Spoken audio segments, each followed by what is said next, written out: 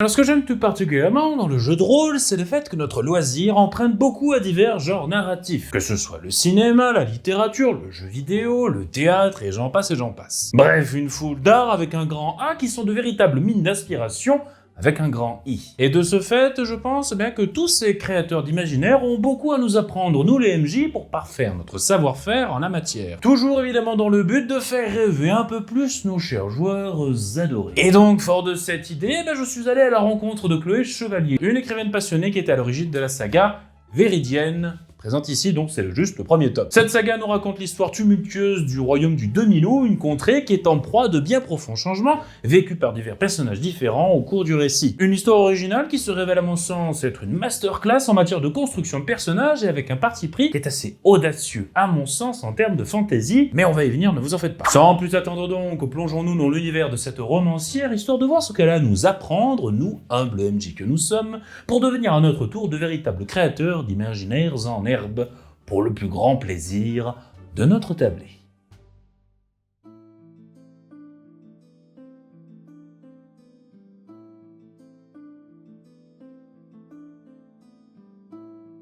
Parmi les nombreuses coutumes au fondement du royaume du Demi-Loup, il en est une que nous tenons particulièrement à évoquer tant elle est étroitement liée à ce que nous fûmes. À la naissance d'un enfant royal, le père doit partir le jour même à la recherche de celui ou celle qui accompagnera toute sa vie le jeune prince, qui sera son miroir, son confident, son compagnon le plus proche, la moitié de son âme. Le suivant doit être du même sexe que le prince et d'un jour son cadet, être né le jour suivant, d'où il tire son nom. Le suivant est le plus souvent issu d'une famille du peuple, mais si aucun enfant ne naît dans les villages alentours le jour dit, alors le roi peut rechercher un nouveau-né parmi des familles nobles. En aucun cas, les parents du suivant élu ne peuvent s'opposer à ce qu'on leur enlève leur enfant. Si néanmoins ils résistent, le roi a toute autorité sur leur vie. Et c'est ainsi que se fait notre entrée dans le monde du Demi-Loup, par une simple tradition royale séculaire, celle des suivants et des suivantes, et qui va à elle seule conditionner beaucoup de choses dans l'histoire qui va suivre. C'est un royaume qui s'appelle le royaume du Demi-Loup, qui est en train de tomber en ruine, faut le dire comme ça. Il n'y a plus d'institutions qui tient debout, qui a une monarchie à bout de souffle, qui a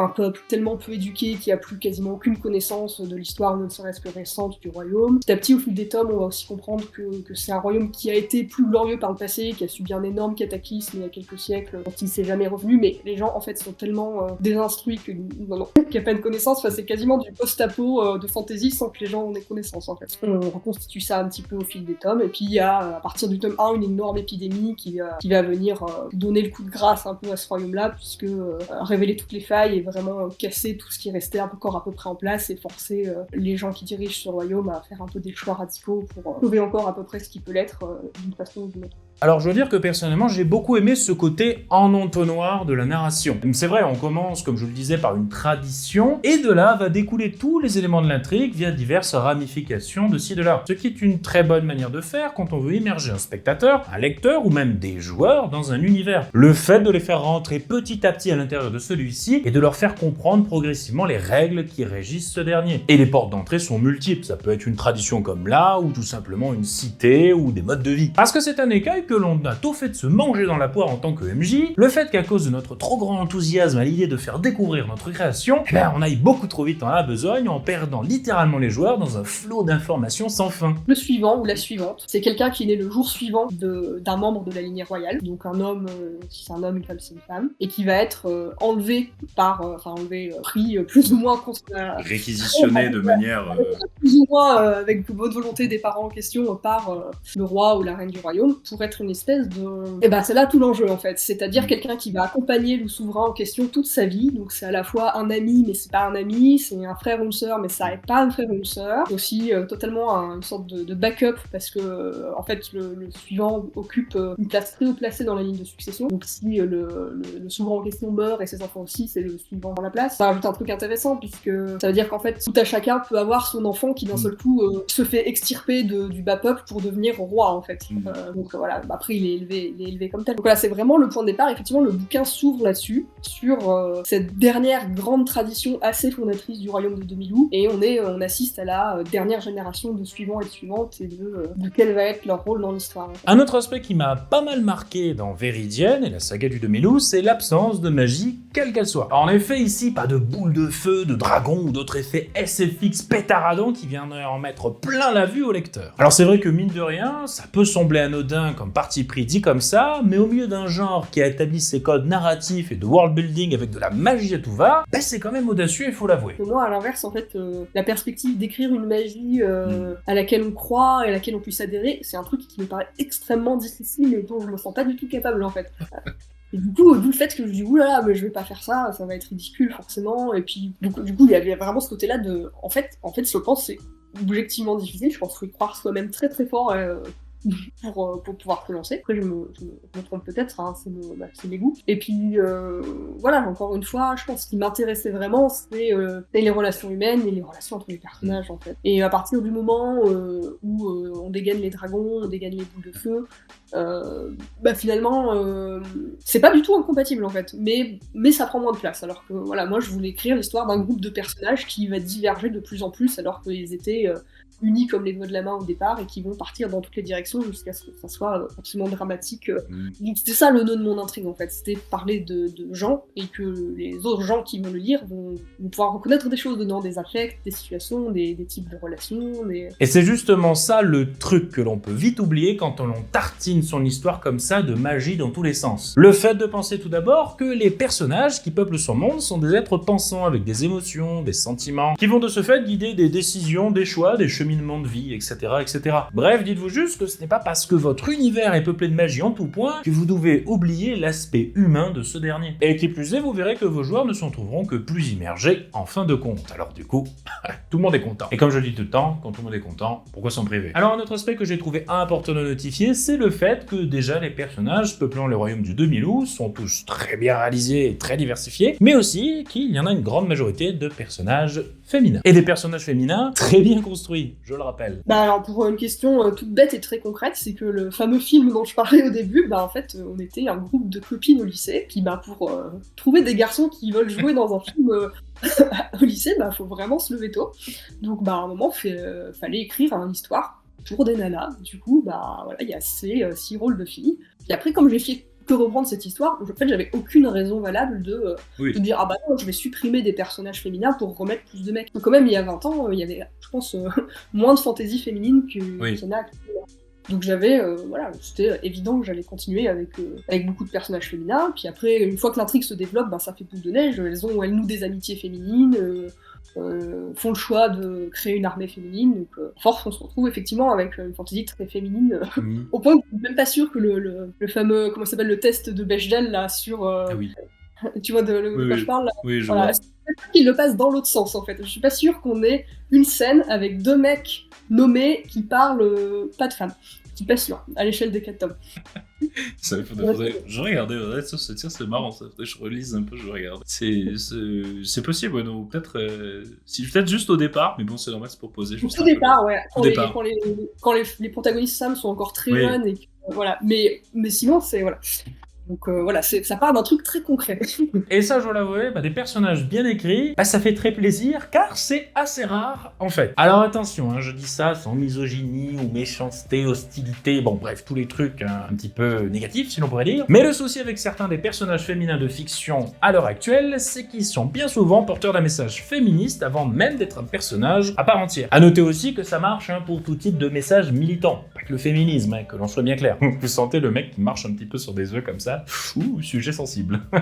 Enfin bref, vous voyez ce que je veux dire. Plus sérieusement, c'est comme ça que l'on se retrouve avec des personnages qui sont là pour passer un message en premier lieu, mais qui au fond se révèlent très creux parce que tout ce qui fait la richesse de ce même personnage se retrouve mis au second plan à cause d'une volonté trop grande de vouloir faire passer ce même message. Je sais pas si c'était clair. Et des exemples comme ça, malheureusement, il y en a plein, surtout dans les productions actuelles. Captain Marvel dans la série de films du même nom, Galadriel dans Les Anneaux de Pouvoir, ou encore la vice-amiral Holdo dans Star Wars épisode 8. Autant de personnages féminins qui se veulent forts, mais qui au final manquent carrément le coche et auxquels on ne peut clairement pas s'identifier, tellement qu'ils semblent peu crédibles. Et c'est la question difficile, qu'est-ce qu'un personnage fort? Est-ce que c'est quelqu'un qui fait usage de la force? Non, clairement pas. Non. Est-ce que c'est quelqu'un qui est en position de force? Non, parce qu'il peut y avoir des personnages qui sont des victimes ou des gens très passifs qui sont des personnages très forts. Donc en gros, on parle de personnages... comment faire un personnage de féminin qui soit complexe en fait, qui soit complexe, pas linéaire, et c'est ça le vrai enjeu en fait. Et du coup c'est valable aussi pour comment faire un personnage masculin ou n'importe quel genre autre en fait. Là, par exemple, on part de un groupe de 5 jeunes femmes qui au début sont finalement très semblables les unes des autres. Elles grandissent ensemble, un groupe de filles sont un peu le même avis sur tout, s'habillent pareil, et puis petit à petit, chacune va vivre des événements, parfois des micro-événements, qui vont les faire diverger les unes des autres. En fait, plus on avance dans l'écriture, plus, je dis on jeu, plus en fait, je me rends compte que le personnage, il contient déjà en germe tout ce qu'il va faire ou dire plus tard, en fait. Parce que si Luftilde fait ça, c'est parce qu'elle a eu tel passé, tel souvenir, qu'elle a été confrontée à telle chose. Et en fait, si on se met à sa place à un moment, on se rend compte que dans telle situation, elle va pas pouvoir réagir de 12 façons différentes. Donc déjà, ça, c'est une première piste, c'est un bon personnage bien construit. On n'a pas à se creuser la tête, normalement, pour décider ce qu'il va faire à l'instant T. Et en général, si on en est à se dire « Ah, et si il faisait ça ?» c'est pas forcément bon signe. Le « et si » c'est toujours le signe qu'on va aller chercher un truc exogène pour le rajouter. Alors que normalement, tout est déjà contenu dans les... Alors bien sûr, au début, quand on commence, faut aller chercher... il faut mettre du terreau et tout. Normalement, toutes les pièces, elles sont là. Donc il y a ce premier travail qui fait que pour un personnage féminin ou masculin ou fluide ou n'importe, en fait, toutes les pièces, elles vont être là dès le début, et après on va pas se poser la question, et les films ils vont se dérouler tout seuls. Donc je pars un peu dans tous les sens, mais c'est un sujet tellement vaste, comment faire un personnage. Voilà, moi aussi j'essaye toujours d'être dans pas vraiment de l'empathie, mais toujours de me mettre à la place d'eux. Ok, si j'étais une telle, mon background, mon passé, confronté à ça, comment je réagirais, et en général la solution elle vient aussi à ce moment-là.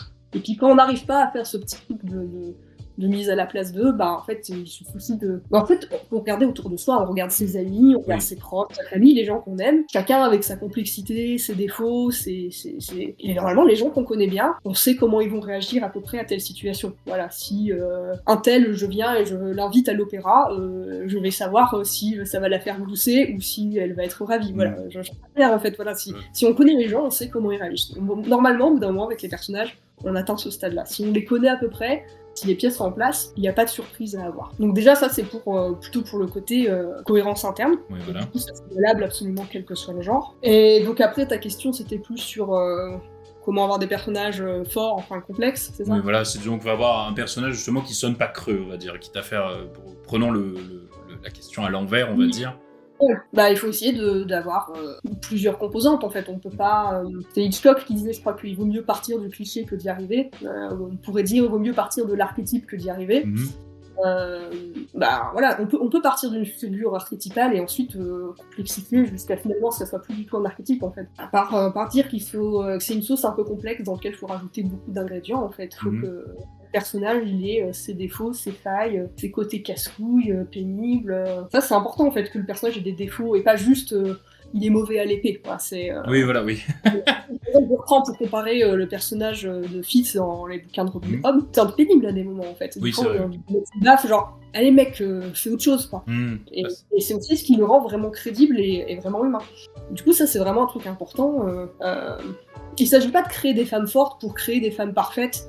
Et créer juste un pendant au héros parfait masculin, ça veut pas, faut aussi qu'elles aient des défauts, faut aussi qu'elles fassent des conneries, faut aussi qu'elles soient moralement douteuses à des moments, au même titre que les personnages masculins en fait. Oui. Voilà. Donc, rajouter des défauts, rajouter des faiblesses, et plus que rajouter des talents à tout va en fait. Bref, en résumé, si vous souhaitez faire un personnage qui est porteur d'un message que vous avez à cœur de faire passer, que ce soit à votre table ou bien dans vos créations diverses et variées, pensez tout d'abord au personnage qui sera porteur de ce message avant de penser au message en lui-même. Car comme dit précédemment, si vous mettez la charrue avant les bœufs, eh bien ce même personnage aura beaucoup de chances de sonner faux et donc de gaver vos spectateurs, ou dans votre cas, vos joueurs. Ce qui est quand même ballot, on va pas se le cacher. Alors des bons conseils que l'on peut tirer de Véridiane, il y en a tout plein. Je n'en ai abordé qu'une fraction de cette courte vidéo par souci de temps, vous le comprenez bien. Mais pour combler évidemment cette lacune, je vous engage bien évidemment à lire les livres de Chloé Chevalier qui fourmillent d'excellentes idées pour vous inspirer dans vos prochains JDR. D'ailleurs, un pareil univers mériterait son propre jeu de rôle, qui sait, peut-être un jour on peut espérer. Quoi qu'il en soit, vous trouverez aussi l'intégralité de cette interview à la suite de cette vidéo, elle devrait sortir quasiment en même temps. Elle dure à peu près 1 heure et on rentre un peu plus dans le détail concernant la création de son univers ainsi que sa vie d'autrice, avec bien sûr en bonus vos questions du Discord communautaire que vous lui avez posées. Merci encore infiniment à Chloé Chevalier pour m'avoir accordé une bonne parcelle de son temps pour nous dévoiler les coulisses du Duméloup et de sa création. Je lui souhaite d'ailleurs un sacré succès avec son nouveau livre Loin des îles Mauves, qui se passe dans le même univers et qui est en train justement d'être sorti. Tous les liens pour vous procurer ces ouvrages sont dans la description, bien évidemment. Allez voir, franchement, ça vaut le détour. Alors j'espère aussi d'ailleurs que ce type de vidéo vous plaira. De mon côté, je pense continuer à aller voir de nouveaux horizons en matière de création en allant interviewer des écrivains, des actrices, des réalisateurs, des artistes, etc. Le mec, il est électrocuté, etc., etc., je disais. Histoire de tirer profit de leur expérience pour élargir un peu la dimension créative de notre loisir. Et oui, parce que le jeu de rôle, c'est pas que des box opening et des critiques de manettes de jeu. Oh, ça va, c'est bon, je charrie avec amour, c'est bon, calmez-vous. Et pour ma part, il ne me reste plus qu'à vous souhaiter une très bonne et heureuse année 2023, parce que oui, c'est la première vidéo. Bref, continuez à créer, jouer, apprendre, vous inspirer, pour ensuite créer encore et toujours des choses nouvelles pour le plaisir de vos amis. Car c'est bien là, au final, que se trouve toute la beauté de notre loisir, après tout.